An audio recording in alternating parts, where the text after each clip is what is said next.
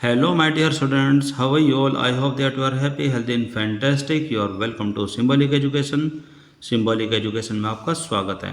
Dear students, आज की इस क्लास में हम आपके 12th क्लास की इंग्लिश के बुक फ्लेमिंगो के चैप्टर नंबर 3 को स्टडी करने वाले हैं, जिसका नाम है डीप वाटर यानी कि गहरा पानी.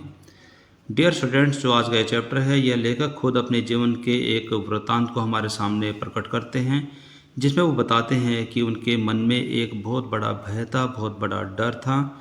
वो डर था पानी का डर. वो पानी से बहुत डरते थे कि वो अपने बचपन में जब लगभग 10 और 11 वर्ष के आसपास के रहे होंगे, वो तैरना सीखने के लिए किसी स्विमिंग पूल पर जाते हैं और वहाँ पर एक लड़का उठा करके उनको पानी में फेंक देता है. इस घटना से वे मरते मरते बचे, यानी कि वो पूरे डूब ही जाते. तो अपने इस डर से जो लेखक है वो कैसे बाहर निकलते हैं और अपना साहस कैसे जुटाते हैं, इसी पर आधारित है आज का जो है चैप्टर. आई होप कि आप इस चैप्टर को बड़े ध्यान से सुनेंगे और एक एक बात को सीखने व समझने की कोशिश करेंगे और साथ साथ अपने इंग्लिश को भी इम्प्रूव करने की कोशिश करेंगे. तो आइए शुरू करते हैं. तो इस चैप्टर की शुरुआत में यहाँ पर लेखक के जीवन से संबंधित कुछ बातें आपके सामने लिखी हुई हैं. लेखक के जीवन का कुछ परिचय आपके सामने हैं. तो आइए शुरू करते हैं. तो इसमें बताया गया है कि विलियम डगलस यानी कि जो लेखक है, इनका नाम है विलियम डगलस, जिनका जन्म 1898 और जिनकी मृत्यु 1980 में हुई. इसमें बताया गया है कि वॉज बोर्न इन मेन, कि उनका जन्म मेन में हुआ. मिनेसोटा के एक छोटा सा जो प्रांत है मेन, वहाँ पर उनका जन्म हुआ. After graduating with a bachelor of art in English and economics, कि जब उन्होंने अपने कॉलेज की पढ़ाई पार कर ली थी, यानी कि कॉलेज पास करने के बाद, कॉलेज की पढ़ाई को बोलते हैं स्नातक की पढ़ाई, की जब उनको अपने स्नातक की पढ़ाई इंग्लिश में और अर्थशास्त्र में पूरी कर ली थी. He spend 2 years teaching high school in Yakima. उसके बाद उन्होंने याकिमा के एक हाई स्कूल में पढ़ाने का कार्य किया और लगभग उन्होंने वहाँ पर 2 साल पढ़ाया. हावेवर, हालांकि he got tired of this, हालांकि वो इस कार्य से ऊब चुके थे. एंड डिसाइडेड, उसके बाद फिर उन्होंने निर्णय लिया to pursue a legal career, कि अपना जो आगे का जो कार्य है वो लॉ में किया जाए, यानी कि उसके बाद उन्होंने एडवोकेट बनने का निर्णय लिया. आगे इसमें लिखा है कि he met Franklin D Roosevelt at Yale. उसके बाद वो येल के फ्रैंकलिन डी रूजवेल्ट से मिले. And became an adviser and friend to the president, और उसके बाद वे राष्ट्रपति के सलाहकार और उनके मित्र भी बने. आगे इसमें बताया गया है कि Douglas was a leading advocate of individual right, कि जो डगलस है यानी कि विलियम डगलस, वो एक उभरते हुए एक वकील थे जो कि व्यक्तिगत अधिकारों के वकील थे. आगे इसमें लिखा है कि ही रिटायर्ड इन 1975, और 1975 में वे रिटायर हो गए, सेवानिवृत्त हो गए. With a term lasting 30 years, जो कि उनका करियर लगभग 30 वर्षों का था. And remains the longest serving justice, और वो सबसे ज़्यादा सेवा देने वाले एक जज भी बने in the history of the court, न्यायालय के इतिहास में. आगे इसमें लिखा है कि the following excerpt is taken from of man and mountains by William O Douglas, कि उनके द्वारा एक बुक लिखी गई है, विलियम ओ डगलस के द्वारा एक बुक लिखी गई है जिसका नाम है ऑफ मैन एंड माउंटेन्स, जिसमें से जो ये आज का चैप्टर ये एक अंश के रूप में लिया गया है. आगे इसमें लिखा है कि इट रिवील्स, इससे हमें पता चलता है, यानी कि यह हमें बताता है हाउ, कि कैसे एज ए यंग बॉय, एक छोटे बालक के रूप में William Douglas nearly drown in A swimming pool, कि वो लगभग एक स्विमिंग पूल में डूब ही जाते. आगे इसमें लिखा है कि इन दिस ऐसे, इस ऐसे में यानी कि इस पूरे चैप्टर में, ही टॉक्स अबाउट, वो बात करते हैं, about his fear of water, अपने पानी के डर के बारे में वो बात करते हैं. एंड देयर आफ्टर, और उसके बाद हाउ, कैसे, ही फाइनली ओवरकेम इट, कि अंततः वह इस डर से कैसे उभरते हैं. नोटिस, ध्यान दीजिए, यानी कि आप इस बात पर ध्यान देंगे. How the autobiographical part of the selection, कि जो ये हिस्सा चुन करके इस चैप्टर में आपके लिए लिखा हुआ है, जिसमें उनकी आत्मकथा का एक हिस्सा है, इज़ यूज्ड, जिसका प्रयोग किया जाता है, टू सपोर्ट करने के लिए हिज डिस्कशन ऑफ फियर, यानी कि जो वो अपना पानी का जो डर है वो हमें बताते हैं, तो उस डर को सपोर्ट करने के लिए उनकी जीवनी, यानी कि जो उनकी आत्मकथा है उसका एक हिस्सा जो कि इस चैप्टर में लिया गया है, वो कैसे प्रयोग किया जाता है, आप इस बात पर ध्यान दीजिए. तो इसके बाद अब हम देखते हैं चैप्टर की शुरुआत कैसे होती है. तो इस चैप्टर की शुरुआत में लिखा है कि इट हैड हैपेंड, यानी कि यह उस समय घटित हुआ, व्हेन आई वॉज 10 और 11 ईयर ओल्ड, कि जब मेरी उम्र लगभग 10 या फिर 11 वर्ष की थी। आई हैड डिसाइडेड, मैं निर्णय ले चुका था, यानी कि मैं डिसाइड कर चुका था, टू लर्न स्विम, तैरना सीखने का। देयर वॉज अ पूल, कि वहाँ पर एक स्विमिंग पूल था, at the YMCA in Yakima, यानी कि याकिमा में एक स्विमिंग पूल था जो कि YMCA में था। That offered exactly the opportunity, जो कि स्विमिंग पूल यही अपॉर्चुनिटी यानी कि यही अवसर दिया करता था, यानी कि वह तैरना सिखाता था। The Yakima river was teachers, कि वहाँ पर एक नदी बहती थी जो कि याकिमा रिवर कहलाती, जो कि बहुत ज़्यादा खतरनाक थी। And mother continuously warned against it, और मेरी मदर तैरने के विषय में मुझे हमेशा चेतावनी देते रहती। And kept fresh in my mind the detail, और वो उन विवरणों को मेरे दिमाग में हमेशा ताज़ा रखती, यानी कि वो बार बार मुझे बताती रहती। Of each drowning in the river, कि रिवर में हर एक बार डूबते हुए लोगों की जो घटना है मेरे दिमाग में वो हमेशा ताज़ा रखती, यानी कि वो मुझे बार बार वार्न करती। बट लेकिन the YMCA pool was same, लेकिन जो YMCA का जो पूल था वो पूरी तरीके से सुरक्षित था। It was only 2 or 3 deep at the shallow and, कि जो कि शुरुआत का जो किनारा था वह सिर्फ 2 या 3 फीट गहरा था। एंड वाइल, और जबकि it was 9 feet deep at the other, लेकिन जो इसका दूसरा किनारा था वह 9 फीट गहरा था। द ड्रॉप वाज ग्रेजुअल, यानी कि जो इसकी जो गहराई थी वो धीरे धीरे बढ़ती थी, यानी कि शुरुआती जो किनारा था, शुरू के किनारे पर इसकी जो गहराई थी वो 2 या 3 फीट की थी, लेकिन धीरे धीरे ये बढ़ कर के 9 फीट तक जाती थी। I got a pair of water wings, कि मतलब मैं पानी के पंखों को पहना करता था। And went to the pool, और पूल में उतर जाया करता था। I hated to walk,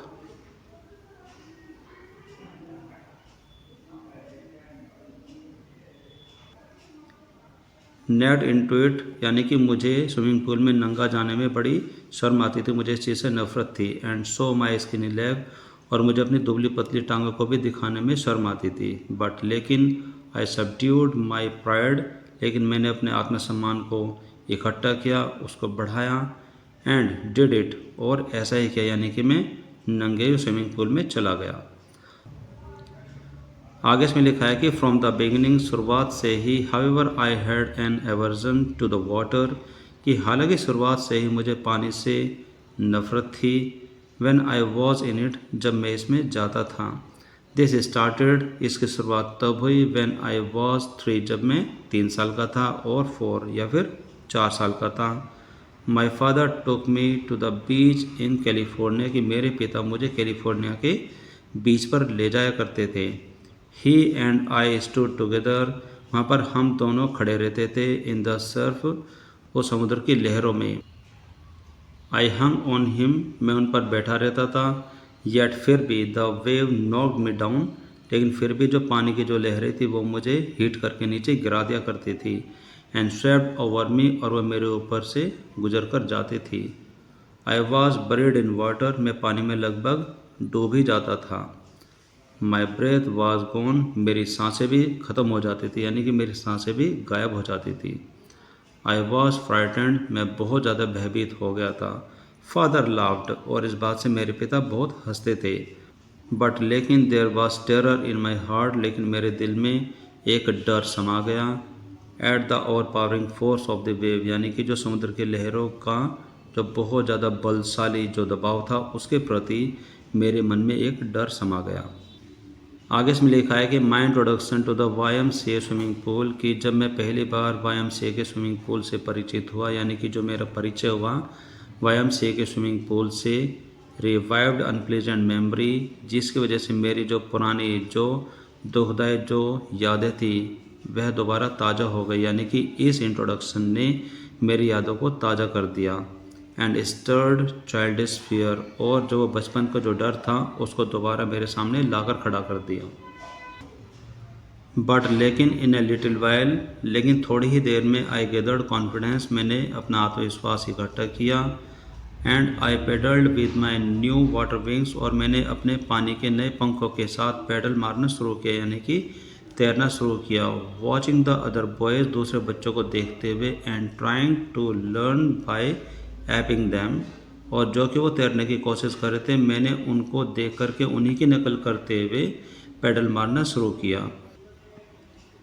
I did this 2 or 3 times, मैंने ऐसा 2-3 बार किया, ऑन डिफरेंट डेज, अलग अलग दिनों में, and was just beginning to feel at ease, और वहाँ पर मैंने सहज महसूस करना शुरू कर दिया था, इन वाटर, उस पानी में, वैन, जब, द मिस एडवेंचर हैपन, जब एक दुर्घटना घट गई। वो बताते हैं कि I went to the pool, कि मैं स्विमिंग पूल पर गया, when no one else was there, कि जब वहाँ पर कोई भी नहीं था। द प्लेस वॉज क्वाइट, जो स्थान था वो बहुत ही शांत, यानी कि पूरी तरीके से शांत जगह थी। द वाटर वॉज स्टिल, और जो स्विमिंग पूल का जो पानी था वो स्थिर था। एंड द टाइल्स बॉटम, और जो उसकी तली की जो टाइल्स थी, वॉज एज वाइट, वो उतनी ही सफ़ेद नज़र आ रही थी, एंड क्लीन, और इतनी ही साफ़ नज़र आ रही थी, एज द बाथ टब, कि जैसे किसी बाथ टब की हो। I was timid about going in alone, यानी कि मैं उसमें अकेला जाने से डर रहा था। सो इसलिए I sat on the side of the pool, इसलिए मैं बाहर पुल की साइड में बैठ गया। टू वेट फॉर अदर्स, और दूसरों का इंतज़ार करने लगा। आगे लेखक इसमें बताते हैं कि I had not been there long, कि अभी मुझे वहाँ पर ज़्यादा देर नहीं हुई थी, यानी कि जब लेखक वो स्विमिंग पूल के बाहर कहीं बैठ गए थे तो वहाँ पर उनको बैठे हुए ज़्यादा देर नहीं हुई थी। वैन, जब, in a came a big bruiser of a boy, कि वहाँ पर एक धोस चलाने वाला एक लड़का आ गया। प्रोबेबली, शायद 18 ईयर ओल्ड, कि शायद वो 18 वर्ष का लड़का था। He had thick hair on his chest, उसकी छाती पर बड़े घने बाल थे। He was a beautiful physical specimen, जिसके शरीर की बनावट बड़ी ही सुंदर थी, बड़ा सुंदर लड़का नज़र आ रहा था। With legs and arms that showed rippling muscles, कि उसके पैरों में, उसकी बाजू में पूर्ण रूप से मसल्स नज़र आते हैं, लेकिन मांसपेशियों की अच्छी बनावट थी, जो कि साफ साफ नज़र आ रही थी। ही येल्ड, वह चिल्लाया, हे स्किनी, हे दुबले पतले लड़के, हे मरियल से boy, how would you like to be ducked, कि तुम किस तरीके से डुबकी लगाना पसंद करोगे। विद दैट, और उसी के साथ, ही पिक्ड मी अप, उसने मुझे ऊपर उठाया, and toast me into the deep and, और मुझे उस पानी के गहराई वाले तल की तरफ फेंक दिया। I landed in sitting position, और जब मैं पानी में गिरा तो मैं बैठने की मुद्रा में था, यानी कि जिस मुद्रा में, जिस पोजीशन में मैं बैठा था, उसने उसी पोजीशन में मुझे ऊपर उठाया और पानी में फेंक दिया। स्वेलोड वाटर, और मैं पानी को पी गया। And went at once to the bottom, और मैं तुरंत ही उसकी तली में चला गया। आई वॉज फ्राइटन, मैं डर गया था, बट लेकिन not yet frighten out of my wit, लेकिन मेरी समझ ने अभी काम करना बंद नहीं किया था, यानी कि मेरी समझ नहीं डर रही थी, मेरी समझ काम कर रही थी। ऑन द वे, उस रास्ते पर, डाउन, यानी कि जब मैं धीरे धीरे नीचे गया। आई प्लान, मैंने योजना बनाई, when my feet hit the bottom, कि जब मेरे पैर नीचे तली में लगेंगे। I would make a big jump, कि मैं ज़ोर से ऊपर उछलूँगा। To come to the surface, इस पानी के किनारे पर आने के लिए, यानी कि जो पानी की जो सतह है उसके ऊपर आने के लिए, जैसे ही मेरे जो पैर है वो नीचे तली को टच करेंगे, मैं ऊपर एक ज़ोर से जंप लगाऊंगा ऊपर आने के लिए। लाई फ्लैट ऑन इट, और इस पानी की सतह पर मैं पूरा पसर कर लेट जाऊंगा। एंड पेडल, और फिर तैरूंगा। To the edge of the pool, और इस स्विमिंग पूल के किनारे तक मैं पहुंच जाऊंगा।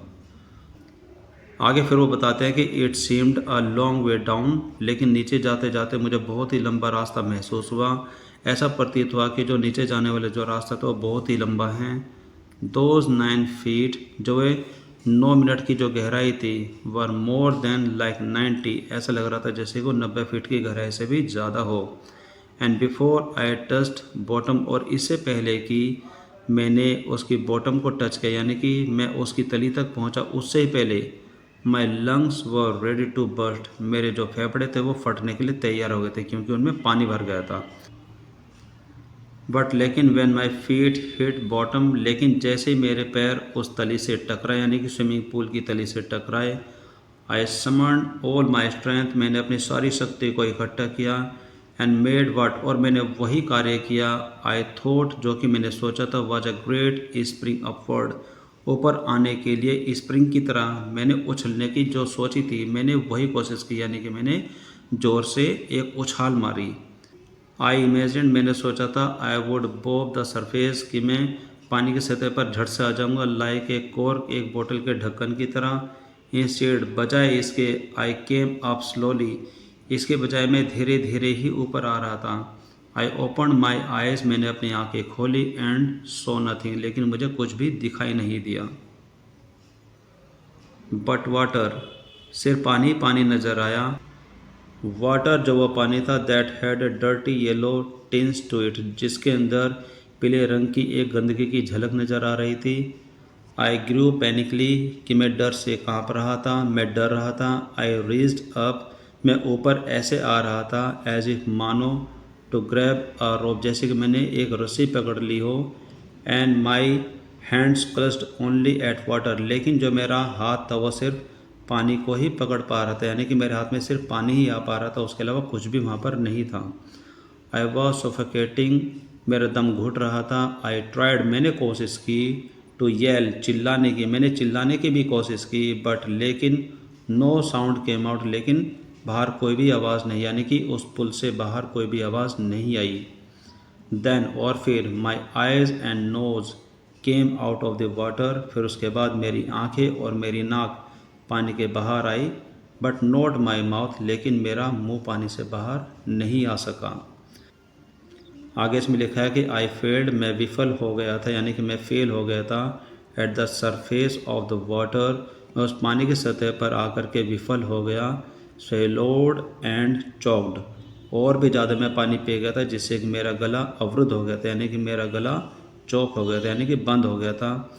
आई try to bring my leg up, मैंने अपनी टांगों को ऊपर लाने की कोशिश की, बट लेकिन दे हंग, वे नीचे लटकी रही, एज डेड, जैसे कि वो मर गई हों, यानी कि मेरी जो टांगें थी वो मृत अवस्था में नीचे की नीचे लटकी रही, जैसे कि उनमें मरने से बहुत ज़्यादा वजन हो गया हो।